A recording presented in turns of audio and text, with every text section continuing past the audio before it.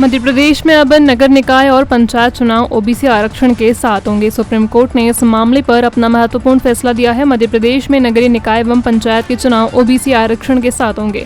यह आदेश बुधवार को सुप्रीम कोर्ट ने दिए हैं। सुप्रीम कोर्ट ने कहा है कि आरक्षण 50% से ऊपर न हो। चुनाव 2022 के परिसीमन से होंगे। कोर्ट में एक हफ्ते में चुनाव की अधिसूचना जारी करने के लिए निर्देश भी दिए हैं। बुधवार को सुप्रीम कोर्ट में सुनवाई हुई। इससे पहले मंगलवार को इस सुनवाई में सरकार की ओर से राज्य पिछड़ा वर्ग कल्याण आयोग की ओबीसी आरक्षण संबंधी विस्तृत रिपोर्ट में प्रस्तुत किया गया। अन्य पिछड़ा वर्ग कल्याण आयोग की दूसरी रिपोर्ट के आधार पर सुप्रीम कोर्ट ने यह आदेश दिए हैं। कोर्ट ने 1 सप्ताह के भीतर आरक्षण की स्थिति तय कर सरकार से चुनाव प्रक्रिया शुरू करने को कहा है। सुप्रीम कोर्ट के आदेश को शिवराज सरकार अपनी जीत बता रही है। उच्च शिक्षा मंत्री मोहन यादव के अनुसार यह बीजेपी की सरकार की सभी के साथ लेकर चलने की नीति की जीत है। महंगाई के चलते मंडी में किसानों के लिए सस्ते दामों में चलने वाली भोजन व्यवस्था बंद हो गई है। इससे किसानों और हम्माल परेशान हो गए हैं। उज्जैन संभाग की सबसे बड़ी कृषि उपज मंडी में किसानों को सस्ता भोजन नहीं मिल रहा है। महंगाई का हवाला देकर संबंधित वेंडर के हाथ खींच लिए हैं। ऐसे में 1 सप्ताह से किसानों को 5 रुपए में भोजन की सुविधा बंद है। किसानों का कहना है कि सीजन में ऐसी सुविधा बंद नहीं करनी चाहिए। दरअसल मंडी में उपज लेकर आने वाले किसानों को मंडी प्रबंध समिति की ओर से सुविधा शुरू प्रांगण में ही सस्ता भोजन उपलब्ध कराने की शुरुआत की थी। तय हुआ था कि संबंधित वेंडर को 5 रुपए किसान देंगे और 15 रुपए मंडी समिति की ओर से दिए जाएंगे। इस तरह एक किसान को भोजन देने के लिए 20 रुपए संबंधित वेंडर को प्राप्त हो रहे थे। कोरोना काल में 2 साल तक यह सेवा स्थगित रही। खरीफ सीजन शुरू होने पर मंडी में सबसे बड़ी संख्या में किसान आने लगे। तब इस सुविधा को फिर से जरूरत महसूस की गई। संबंधित वेंडर ने इनकी शुरुआत किसान अपने साथ घर का भोजन लाना पसंद करते हैं। मंडी में सस्ता व ताज़ा भोजन मिलने के कारण किसानों को भी यह व्यवस्था अच्छी लग रही थी। मंडी समिति को चाहिए कि इसे आगे भी जारी रखे। फिलहाल मंडी में आने वाले किसान भोजन नहीं मिलने के चलते आसपास की होटलों और भोजनालयों आश्रित हैं। किसानों को अपनी उपज छोड़कर मंडी के बाहर जाकर भोजन करना पड़ा है, जिससे उन्हें काफी समस्याओं का सामना करना पड़ रहा है। बंद हुई भोजन व्यवस्था के चलते किसानों में काफी रोष है। मंडी समिति द्वारा इस ओर ध्यान नहीं दिया जा रहा है। किसान भारत सिंह बैस ने बताया कि मंडी में जो नो प्रॉफिट नो लॉस पर किसानों को भोजन उपलब्ध कराया जाना चाहिए। इसके लिए जरूरत पड़ी तो किसान अपनी ओर से अनाज देने को तैयार हैं।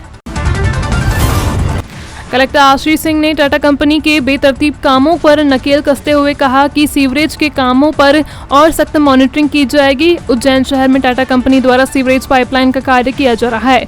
इस काम की समय सीमा समाप्त हो चुकी है, जिसकी वजह से टाटा कंपनी पर पेनल्टी भी लगाई गई है। अब कंपनी के अतिरिक्त समय दिया गया है। बावजूद इसके लेट लतीफी अभी भी दिखाई दे रहे हैं। क्षेत्रवासी टाटा कंपनी के कामों से परेशान है। कलेक्टर आशीष सिंह ने मंगलवार को बृहस्पति भवन में जाकर जानकारी देते हुए बताया कि यदि कंपनी किसी क्षेत्र में पाइपलाइन खुदाई का काम करती है तो वहां 15 से 21 दिन के बीच उसका काम पूरा होना अनिवार्य है। यदि ऐसा नहीं होता है तो फिर से मॉनिटरिंग कर कार्रवाई की जाएगी। वहीं खुदाई की गई सड़कों पर बैरिकेडिंग करना अनिवार्य है, जिससे सड़क हादसे न हो। कंपनी को हिदायत दी जाएगी कि सख्त बैरिकेडिंग की जाए।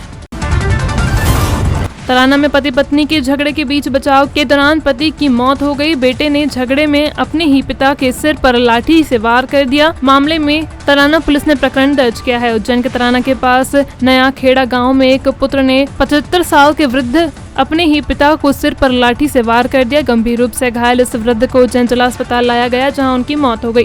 मृतक का नाम छगन लाल है। नया खेड़ा गांव में रहने वाले छगन लाल के 3 बेटे हैं। मंगलवार की रात उनके सबसे छोटे बेटे दिलीप और उनकी पत्नी के बीच किसी बात को लेकर झगड़ा हो गया था। वृद्ध पिता छगन लाल इन दोनों को समझाइश देने पहुंचे थे। बीच बचाव के दौरान दिलीप ने अपने ही पिता के सिर पर लाठी मार दी।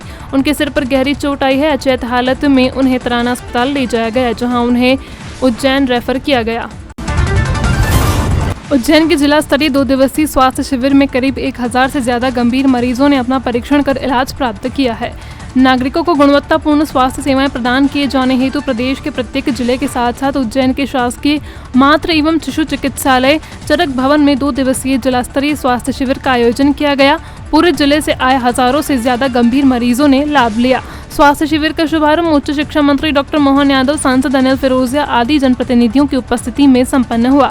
इस अवसर पर स्वास्थ्य विभाग के क्षेत्रीय संयुक्त संचालक डॉक्टर रजनी डावर, मुख्य चिकित्सा एवं स्वास्थ्य अधिकारी doctor Sanjay Sharma, civil surgeon doctor PN Verma, doctor KC Parmar सहित स्वास्थ्य विभाग के चिकित्सक, स्वास्थ्य कर्मी आदि उपस्थित थे। शुभारंभ अवसर पर उच्च शिक्षा मंत्री डॉक्टर मोहन यादव ने कहा कि उज्जैन को जल्द मेडिकल कॉलेज मिलेगा। उन्होंने उपस्थित स्वास्थ्य विभाग के अमले को कहा कि वे मानवीय संवेदनाओं के साथ अपना कार्य करें। विगत 2 वर्ष से कोविड होने के बाद अब स्वास्थ्य सेवाओं में काफी सुधार हो रहा है। भारत सरकार की योजना है कि देश के प्रत्येक जिलों में मेडिकल कॉलेज की स्थापना हो। स्वास्थ्य के क्षेत्र में जितना अच्छा हो सके वह सरकार कर रही है। स्वास्थ्य शिविर के शुभारंभ अवसर पर उज्जैन आलोट संसदीय क्षेत्र के सांसद अनिल फिरोजिया ने कोरोना काल के दौरान जिस मुस्तैदी के साथ स्वास्थ्य विभाग के अधिकारी कर्मचारियों ने पूर्ण निष्ठा एवं ईमानदारी के साथ सेवाएं दी हैं, वह तारीफ काबिल है।